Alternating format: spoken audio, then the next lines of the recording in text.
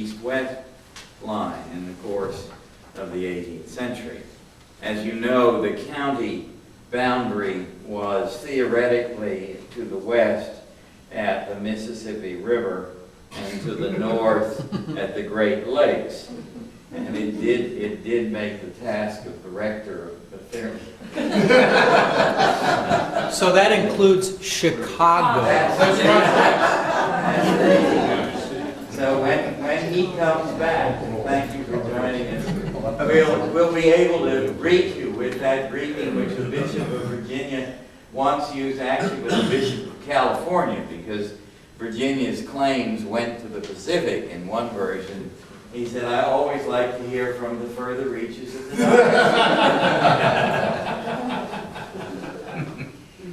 So, at any rate, we don't know, but we may well have inherited that fork chapel from earlier things, and there are many other pieces we don't know about. The Mattaponi Church, as I said, was built at the same date and same order and same order as our first little building here, and it went out of business at the Revolution.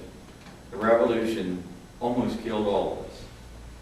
The hammer blows of 1776 to 1801, the legislative hammer blows, which led to the political takeover of all owned land. At one point, the vestry of St. George's had to apply to city council for permission to paint the church. I wouldn't want to try that today.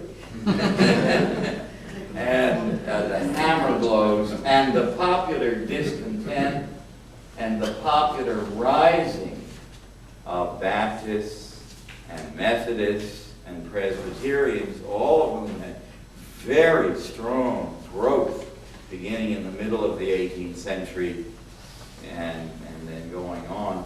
So that when Mr. McGuire came here at the age of 20 in 1813, the congregation was said to be less than 12.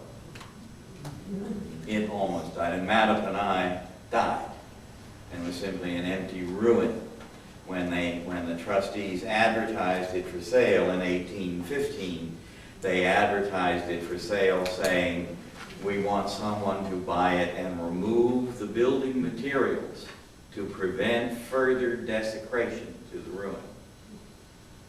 At any rate, before whatever the simpler church at Germanna was, there was a non-episcopal St. George's at Germanna, and that is this marvelous conjectured drawing on the back.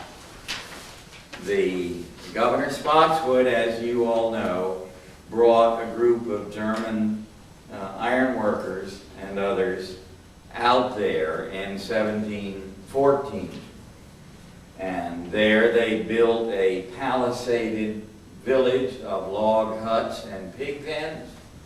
And in the middle, a two-story, five-sided blockhouse of logs, which was used as their church, called St. George's. And the government gave them permission to hold church by their German Reformed faith with a German Reformed prayer book in the German language.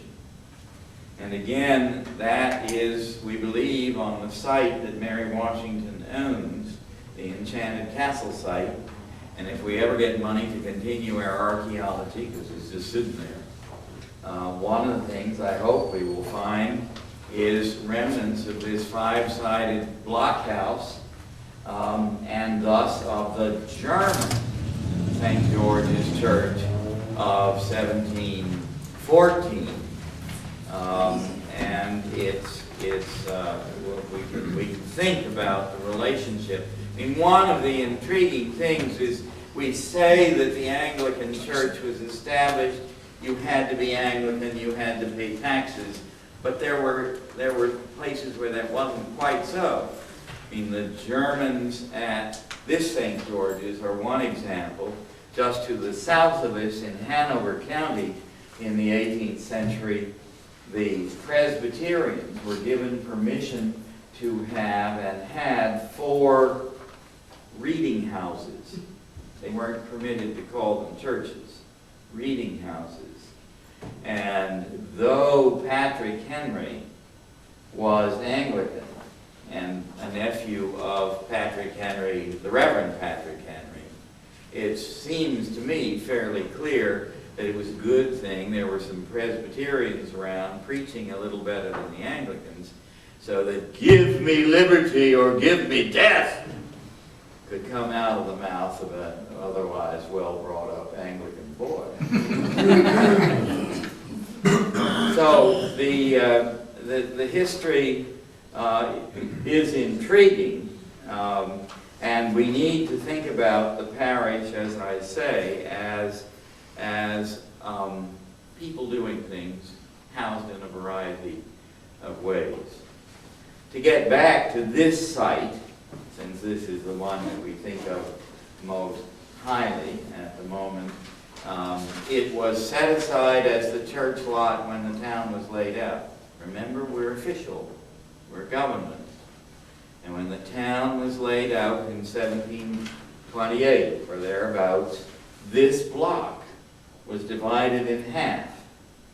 And that half was the market lot. And this half was the church lot.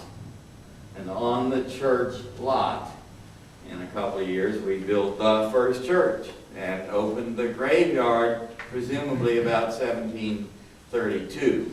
The earliest stone still extant is, I think, 1752. 1752, but I found an actual inscription in a gentleman's journal from 1737. Whoa! Okay, you're hiding it from me. Sorry. You all know things, and each you're going to know more. Come and surprise me. I trust and I hope. And the market lot remained the market lot, and eventually got this market house, this arcaded market house, open as a market house, with town hall sitting on top of it in the early 1800s, and that was a successor to the earlier market house and town hall at the end down near Caroline from at least the 1750s until it was taken down for this one. But earlier than that and throughout, the market activities always went on.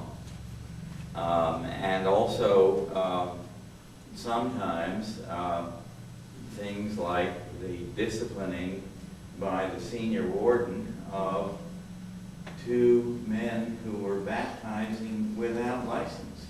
Now I want you two to take note of this. We're listening.